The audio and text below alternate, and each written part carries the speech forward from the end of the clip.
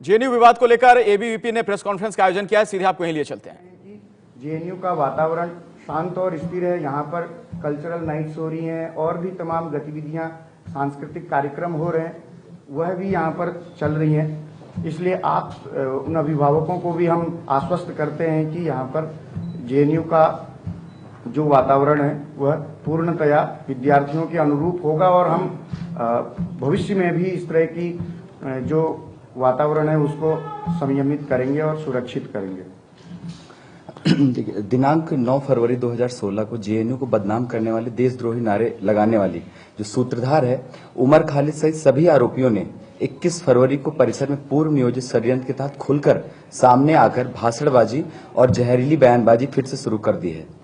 दुख की बात यह है कि 2 दिन पहले तक सेव जेएनयू का नारा बुलंद करने वाले तमाम वामपंथी संगठन आईसा, एसएफआई, एआईएसएफ, एनएसयूआई के कार्यकर्ता इन्हीं देशद्रोहियों के साथ आरोपियों के साथ खड़े होकर उनके समर्थन में नारेबाजी कर रहे थे, जो कि कल की घटना है।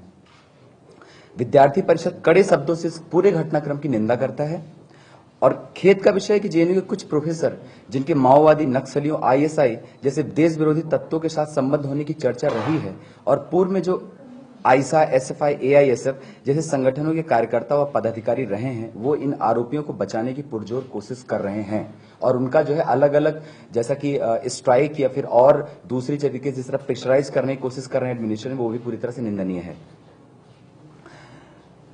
इससे जेएनयू जैसे विश्वविद्यालय को पूरे भारत में बदनामी का सामना करना पड़ रहा है। हम आरोपियों से मांग करते हैं कि न्याय व्यवस्था के तहत संविधान का सम्मान करते हुए पुलिस के सामने आत्मसमर्पण करके जेएनयू को और बदनाम होने से बचाएं। हम विश्वविद्यालय के कुलपति, तमाम जिम्मेदार शिक्षकों और छात्र छात्राओं से अपील करते हैं कि वे इन आरोपियों पर आत्मसमर्पण का दबाव बनाएं। क्योंकि जैसा हम लोग सभी जानते हैं कि जो 9 फरवरी की घटना पूरी स्टार्ट हुई, जो हमारे जेएनयू के साथ साथ हमारे देश को तोड़ने की बात की गई थी, वो निंदनीय है। हम उसका कड़े शब्दों से निंदा करते हैं। लेकिन उसके बाद जिस तरीके से यहाँ पूरे कैंपस में कुछ हमारे प्रोफेसर्स और कुछ जो वामपंथी जो संगठन है जिन्होंने पुरजोर समर्थन किया है और बाकायदे रैली निकाली है, तो यह उसका हम कड़ी शब्दों से निंदा करते हैं। क्योंकि इस कैंपस में वो हमारे लिए क्या देना चाहते हैं, किस लिए आए हैं, क्योंकि क्लासेस का उन्होंने बायकॉट किया है। वो तमाम उन गरीब लोगों का पैसा है जो उनको सैलरी मिलती है। यहाँ सब्सिडी पे हम लोग पढ़ते हैं, तो जो हम लोग का मूलभूत काम है उसको करने के लिए हम लोग को आगे बढ़ना चाहिए, न कि हमें अपने जेएनयू कैंपस के तो तमाम जो गतिविधियां हैं जो यहाँ पे होना चाहिए एकेडमिक का,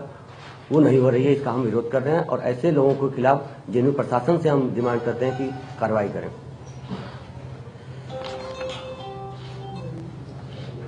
अब ये सबके सामने पूरे देशवासियों के सामने क्लियर हो गया है कि कौन लोग हैं जो जेएनयू को बदनाम करना चाहते हैं, वो कौन लोग हैं जो उनके साथ में आके इस पूरे पुरजोर घटना को बढ़ावा दिए हैं। कल की जैसी रैली पूरी निकली है तो इन लोग के पास पूरे देशों से, उसके साथ साथ विदेशों से जो प्रेशर पड़ रहा है, शायद वो रात में यह इन लोग का दूसरा पैमाना जो इन्होंने 10 बजे के आसपास इस कैंपस में किया है, यह इनकी एक हार और इन कायरता का निशानी है। क्योंकि कुछ जो हमारे प्रोफेसर्स हैं उन्होंने भी आके बाकायदे पूरे हमारे उन लोगों के साथ मिलके इसको आगे बढ़ाने की कोशिश की है, तो उनका हम विरोध करते हैं। और मैं दोषियों से जितने भी लोग हैं यहाँ दोषियों के, उनको मैं निवेदन करता हूँ कि वो अपने आप को आके पुलिस के सामने अपनी गिरफ्तारी दें और उन पे उचित से उचित जेएनयू प्रशासन कार्रवाई करे। उसके साथ साथ मैं देशवासियों, सभी राजनीतिक पार्टियों एवं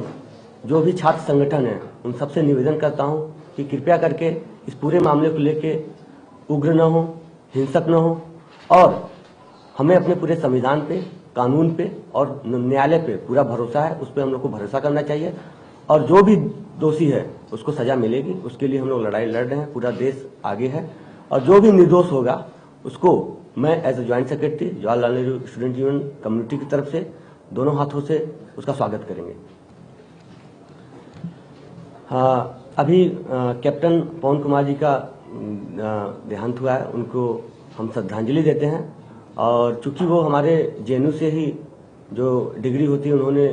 लिया था, तो हमारे जेएनयू के लिए एक आज हमें दुख है